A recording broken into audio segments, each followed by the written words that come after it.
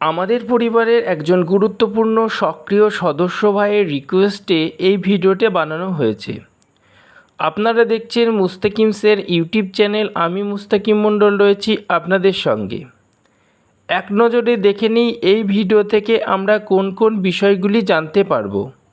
Number 1, আমরা কোন panel দিয়ে সোলার সিস্টেম বানাবো, যেমন poly solar panel, mono solar panel, half cut solar panel না bifacial solar panel.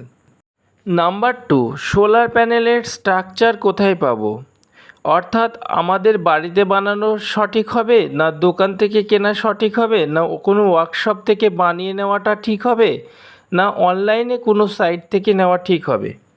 Number 3, solar panel রাখার সঠিক অবস্থান কোথায় হবে। নাম্বার 4, সোলার প্যানেলকে প্যারালাল না সিরিজে সংযোগ করা আমাদের পক্ষে উপযুক্ত হবে। নাম্বার 5, তার কোনটি ব্যবহার করব, এসি তার না ডিসি তার এবং কত স্কোয়ার এর তারের প্রয়োজন। নাম্বার 6, প্যানেল থেকে ব্যাটারি ও চার্জ কন্ট্রোলারের দূরত্ব কত রাখতে হবে। এমসিবি সুইচ কি ব্যবহার করতে হবে, যদি ব্যবহার করতে হয় তাহলে সেটা ডিসি না AC MCB switch. Number 8, charge controller কোনটা ব্যবহার করব, পিডব্লিউএম না এমপিপিটি। সোলার সিস্টেমের জন্য কোন ব্যাটারিটি সবচাইতে বেশি ভালো বা উপযুক্ত হবে। সবশেষে আমরা 330 ওয়াট অফগ্রিড সোলার সিস্টেমটি সায়েন্টিফিকভাবে সবচাইতে সহজ সরলভাবে সংযোগ করে দেখাবো এবং কোন জিনিসটা কী কারণে ব্যবহার করা হয়েছে, ব্যবহার করার ফলে আমাদের কি কি সুবিধা হচ্ছে, ব্যবহার না করলে আমাদের কি কি অসুবিধা হতো, সমস্ত কিছুই বিস্তারিতভাবে এই ভিডিওতে আলোচনা করা হবে। তো ভিডিওটি খুবই ইন্টারেস্টিং ও ইনফরমেটিভ হতে চলেছে। তো আপনাদের আমি অনুরোধ করব ভিডিওটি শেষ পর্যন্ত দেখার জন্য। প্রথমে আসা যাক আমরা কোন প্যানেল দিয়ে সোলার সিস্টেম করব। এটি ভাবতে গেলে আমাকে অর্থনৈতিক বিষয়টি বুঝতে হবে। যদি আমাদের যে বাজেট একটু কমের মধ্যে হয় তাহলে পলি অথবা মোনো এই দুটো প্যানেল আমরা ইউজ করতে পারি। যদি মিডিয়াম বাজেট হয় তাহলে হাফ কাট ইউজ করতে পারি এবং যদি আমাদের বাজেট অনেকটা বেশি থাকে তাহলে বাইফেসিয়াল সোলার প্যানেল আমরা ইউজ করতে পারি। তো আমি আপনাদের বলবো যদি বাজেট কম হয় তাহলে অবশ্যই মোনো সোলার প্যানেল না কিনে আপনি পলি সোলার প্যানেলটি কিনতে পারেন, কেননা আমাদের ভারত বাংলাদেশ এই রিজিয়নে পলি সোলার প্যানেলটি যথেষ্ট অ্যাক্টিভভাবে কাজ করে এবং আমি নিজে ইউজ করে দেখেছি। আপনারা খুব দারুণ পারফরমেন্স এখান থেকে পেতে পারেন। এবারে আসা যাক প্যানেলের স্ট্রাকচারের বিষয়টি। যদি আমরা টেম্পোরারিভাবে সোলার সিস্টেমটাকে ইনস্টল করতে চাই তাহলে বাড়ি থেকে দেশি যে জুগাড় রয়েছে সেটা ইউজ করতে পারি, বা যদি আপনারা পার্মানেন্টভাবে ইউজ করতে চান তাহলে আমি আপনাদের রিকমেন্ড করব অনলাইনে বা বিভিন্ন সাইটে যে সমস্ত স্ট্রাকচারগুলো পাওয়া যায় ওর থেকে অনেক গুণ বেটার স্ট্রাকচার আপনারা বাড়িতে কোনো ওয়ার্কশপ থেকে বানিয়ে নিতে পারেন। এটা যদি কী ধরনের বা কীরকম স্ট্রাকচার আপনারা বানাবেন সেই বিষয়ে জানতে চান তাহলে এই চ্যানেলে এই সংক্রান্ত একটি ভিডিও দেওয়া আছে, সেই ভিডিওটি দেখে নিতে পারেন।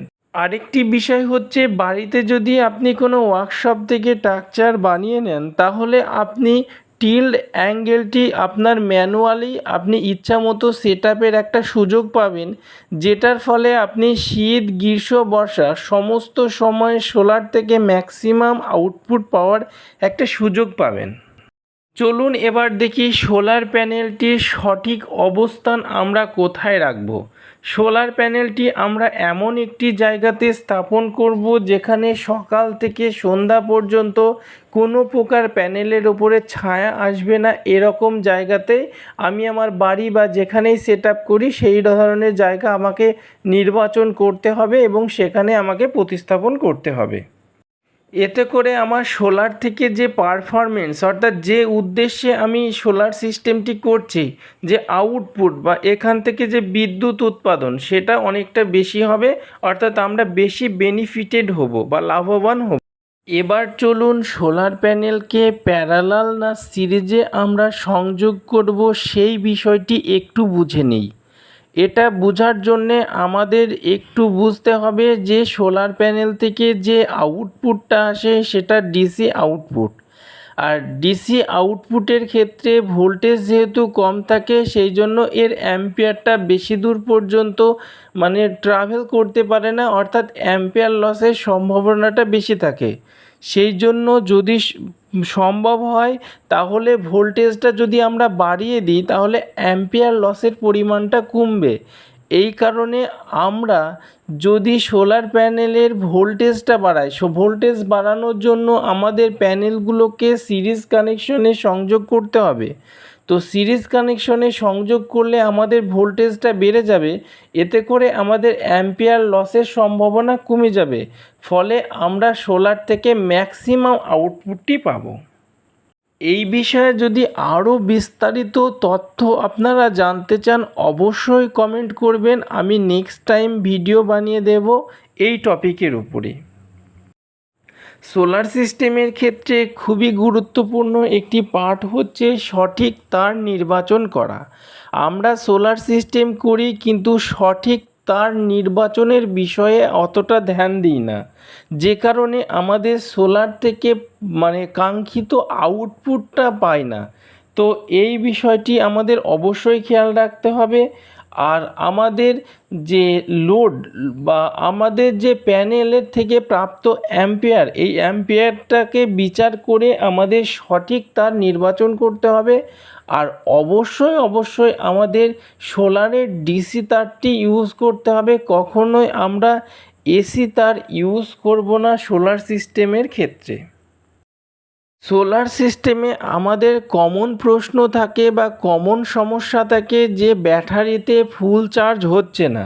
তো এটির জন্য আমাদের যে বিষয়টি গুরুত্ব দিতে দেখতে হবে সেটি হচ্ছে সোলার প্যানেল থেকে চার্জ কন্ট্রোলার ও ব্যাটারির দূরত্বটাকে আমাদের সঠিকভাবে মেনটেনেন্স করতে হবে।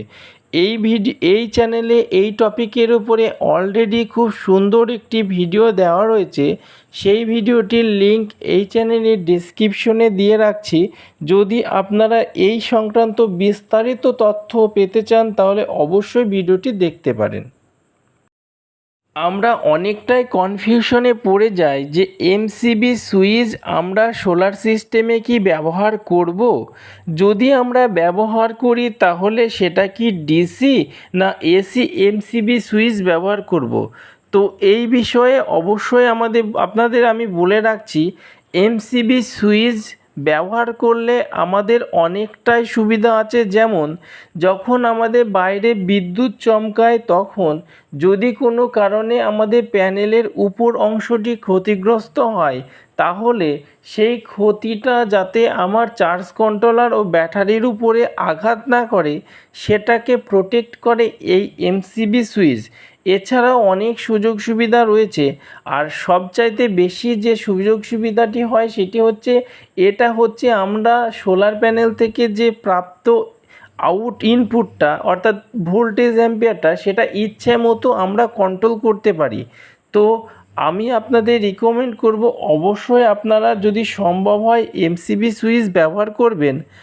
আরও একটি বিষয় হচ্ছে আমরা এমসিবি সুইচ যে ব্যবহার করব ঠিকই, কিন্তু সেটা এসি না ডিসি এমসিবি সুইচ ব্যবহার করব। তো অবশ্যই আপনারা ডিসি এমসিবি সুইচ ব্যবহার করবেন, কেননা ডিসি এমসিবি সুইচের দাম একটু বেশি হলেও এর যে সোলার সিস্টেমকে প্রোটেক্ট করার ক্ষমতা অনেকটা বেশি, যেটা এসি এমসিবি সুইচের অতটা থাকে না।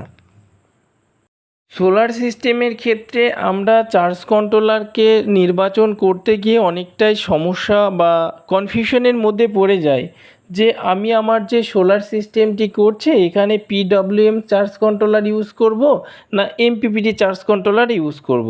তো আমি আপনাদের এক কথায় বিষয়টি বুঝিয়ে দিচ্ছি।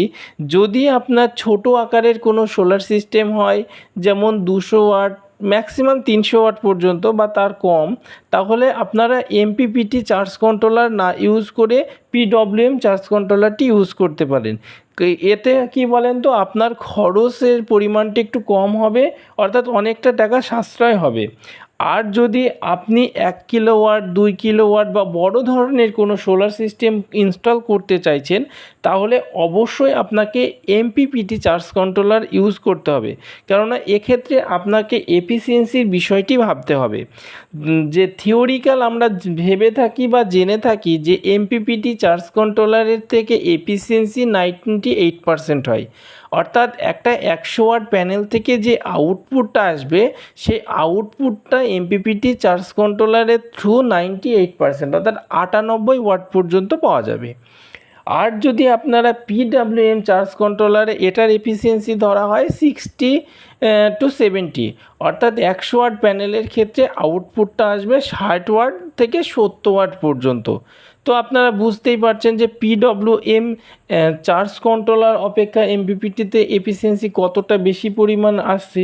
কিন্তু আরেকটা বিষয় আমাদের বুঝতে হবে যে একটা এমপিপিটি চার্জ কন্ট্রোলারের দাম পিডব্লিউএম চার্জ কন্ট্রোলারের থেকে প্রায় 8 থেকে 9 গুণ দাম বেশি হয়ে থাকে।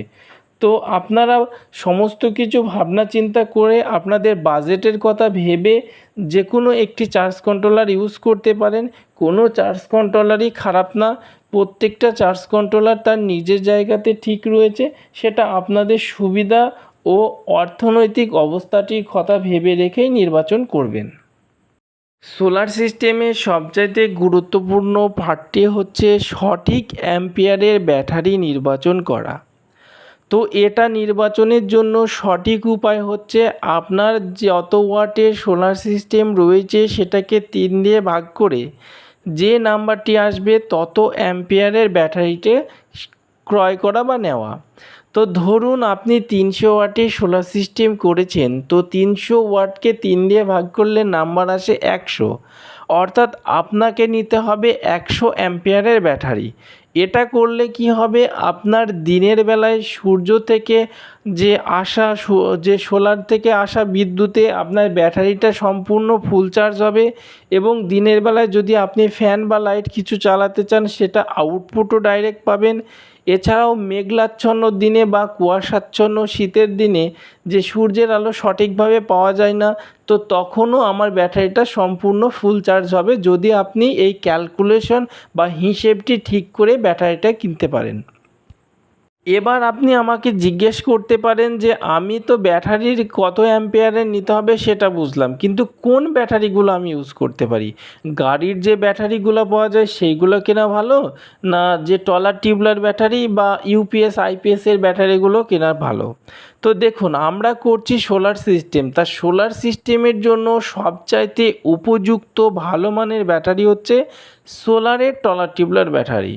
তো সোলারের টলার টিউবলার কোনটা নেব, C10 না C20? অবশ্যই আপনারা C10 ব্যাটারিগুলোই নেবেন। যদি এগুলো কোনো কিছুই না পান তাহলে আপনাদের আমি রিকমেন্ড করব যে ইউপিএস আইপিএসের যে টলার টিউবলার ব্যাটারি সেইগুলোই কিনবেন। কখনও কারের ব্যাটারি কিনে সোলার সিস্টেম করতে যাবেন না। যদি নিতান্ত কোনো সমস্যা হয় বা অর্থনৈতিক কোনো সমস্যা বা ব্যালেন্সের সমস্যা হয় তাহলে করতে পারেন।